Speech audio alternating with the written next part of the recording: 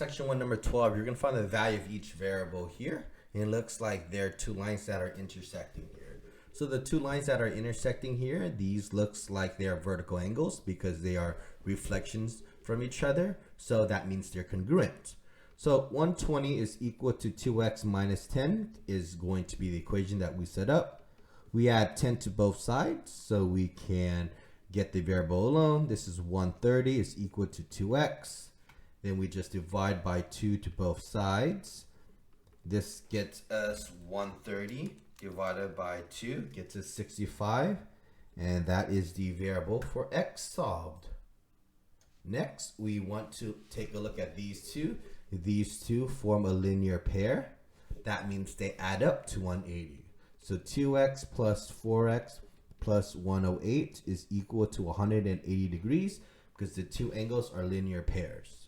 2x plus 4x is 6x plus 108 is equal to 180. We subtract 108 to both sides. We get 6x is equal to 180 minus 108, which is 72.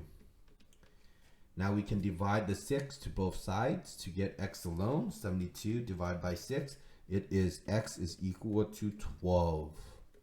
All right. Now let's do C. Well, there are two variables here, so we have to separate and create two equations. First of all, we can solve for x by seeing these two are linear pairs. Okay, that means 2x plus 25 is going to be equal to 3x minus 10 because again, they're vertical angles. Okay, they're congruent. Subtract 2x to both sides. This cancels. 25 is equal to x minus 10. Add 10 to both sides because I'm trying to get the variable alone. Minus 10 plus 10 cancels. 25 plus 10 is 35 is equal to x.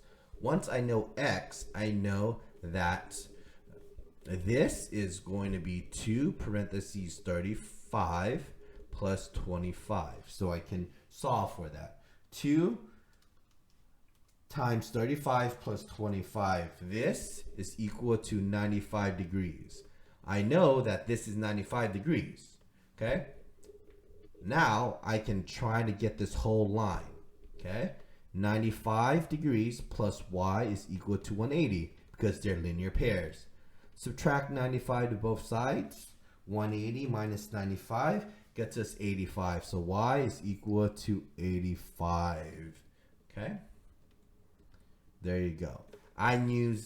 First of all, I solve for x. I plug it back into the angle expression to solve for the angle itself. Then I use the property of linear pairs to set up the equation and solve for y.